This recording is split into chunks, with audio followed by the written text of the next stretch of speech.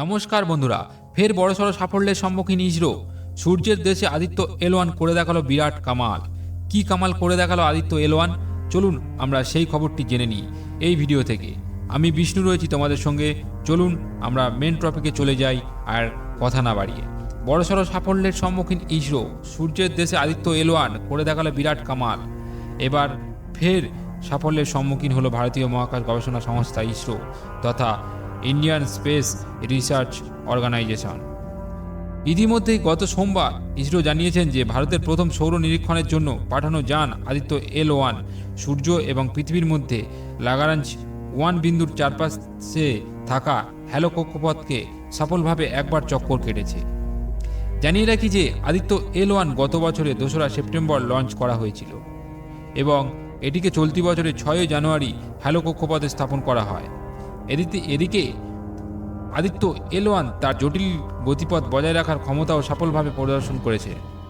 প্রসঙ্গত উল্লেখ্য যে আদিত্য এল1 হল সূর্যকে গভীরভাবে নিরীক্ষণ করার জন্য ডিজাইন করা একটি মহাকাশযান, যেটি লাগরাঞ্জ 1 বিন্দুর চারপাশে একটি কক্ষপথের সম্পূর্ণ চক্কর কাটতে প্রায় 178 দিন সময় নেয়।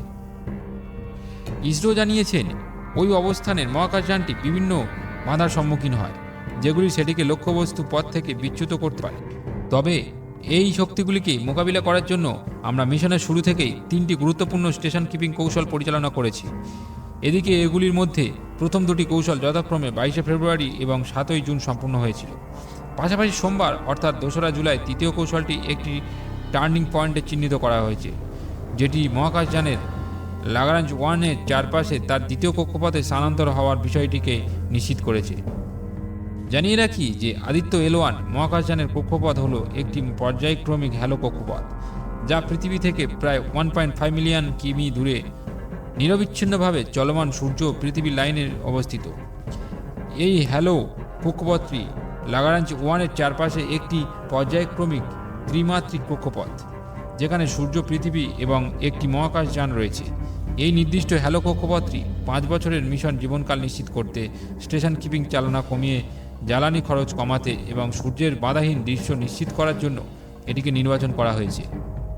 প্রসঙ্গত উল্লেখ্য যে লাগরাঞ্জ 1 পয়েন্ট হল পৃথিবীর এবং সূর্যের মধ্যে মোট দূরত্ব প্রায় 1%। আদিত্য এল1কেই এই বিন্দুতেই স্থাপন করা হয়েছে। এই স্যাটেলাইট থেকে সূর্যকে লাগরাঞ্জ 1 পয়েন্টের চারপাশে একটি হ্যালো কক্ষপথে একটানা দেখা যায়। লাগরাঞ্জ 1 বিন্দুর চারপাশে কক্ষপথকে বলা হয় সোলার হ্যালো অরবিট। এই কক্ষপথেই বসানো হয়েছে আদিত্য এল1কেই। তো বন্ধুরা, এটি একটি তথ্যমূলক ভিডিও ছিল। যদি ভিডিওটি আপনাদের ভালো লেগে থাকে তো প্লিজ ভিডিওতে লাইক করুন, কমেন্ট করুন এবং শেয়ার করুন, এবং আমাদের সাবস্ক্রাইব করে আমাদের চ্যানেলের সঙ্গে জুড়ে থাকুন এইরকম ধরনের আরও ভিডিও পেতে।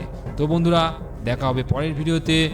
আজকের মতো টাটা, সবাই ভালো থাকবেন এবং সুস্থ থাকবেন।